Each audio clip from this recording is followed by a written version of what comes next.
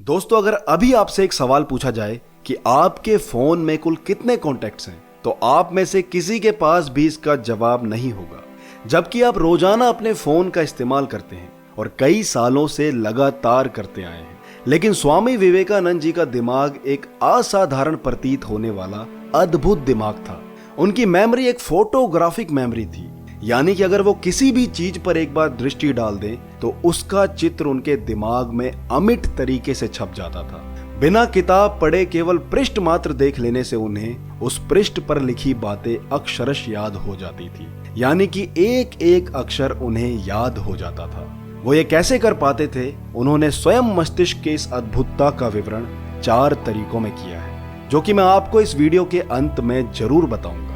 उससे पहले इसी से संबंधित उनके जीवन की एक अद्भुत घटना के बारे में मैं आपको बताता हूँ।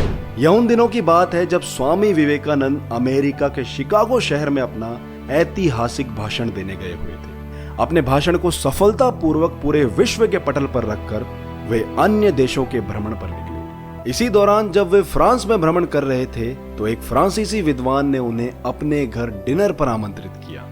काफी अनुरोध के बाद स्वामी जी ने उनका आतिथ्य स्वीकार किया और उनके घर पहुंचे। फ्रांसीसी विद्वान ने स्वामी जी का सम्मानजनक तरीके से स्वागत किया और उनकी पसंद के भोजन की भी व्यवस्था की। हालांकि विदेश में इस तरह का भोजन मिलना सौभाग्य की बात थी। भोजन करने के उपरांत उन दोनों के बीच शास्त्रार्थ और धर्म ग्रंथों पर चर्चा शुरू हुई। तभी स्वामी विवेकानंद जी का ध्यान पास में ही रखी एक 700 पृष्ठ की पुस्तक पर गया। स्वामी जी ने तुरंत फ्रांसीसी विद्वान को कहा कि क्या मैं ये पुस्तक 1 घंटे के लिए ले सकता हूँ? मैं तुम्हें 1 घंटे में इसे पढ़कर वापस लौटा दूंगा। फ्रांसीसी विद्वान आश्चर्यचकित होकर बोला, स्वामी जी, ये धर्म संबंधित पुस्तक है और मैं स्वयं इसका पिछले 1 महीने से अध्ययन कर रहा हूँ। फिर भी अभी तक मैं इस पुस्तक को आधा भी नहीं पढ़ पाया हूँ और ना ही कुछ समझ पाया हूँ, क्योंकि इसमें जटिल शब्दों का इस्तेमाल किया हुआ है। फिर आप कैसे कह सकते हैं कि आप इसे अगले 1 घंटे में पढ़कर वापस लौटा देंगे? स्वामी जी ने कहा, ये तो मुझ पर छोड़ दो। स्वामी जी को बीच में ही टोकते हुए फ्रांसीसी विद्वान बोला, आप इस तरह का मजाक मेरे साथ क्यों कर रहे हैं? साथ ही साथ उसे अंदर से क्रोध भी आ रहा था, लेकिन स्वामी जी के बार बार अनुरोध करने पर उसने उखड़े हुए मन के साथ वह बुक स्वामी जी को दे दी। स्वामी विवेकानंद जी ने उस किताब को अपने दोनों हाथों के बीच में रखा और 1 घंटे के लिए गहरी साधना में चले गए। पूरे 1 घंटे के बाद वह फ्रांसीसी विद्वान वापस आया और विवेकानंद जी को टॉन्ट मारते हुए पूछने लगा, स्वामी जी, लगता है आपने कुछ ज्यादा ही जोश में कह दिया था कि आप इसे पढ़ लेंगे। तो कैसा रहा आपका पिछला 1 घंटा? क्या आपने ये किताब पढ़ ली है? स्वामी जी मुस्कुराए और बोले, बिल्कुल, मैं इस किताब को पूरा पढ़ चुका हूँ, लेकिन मुझे इसमें एक भी बात काम की नहीं लगी, इसलिए तुम इस किताब को अब ले जा सकते हो।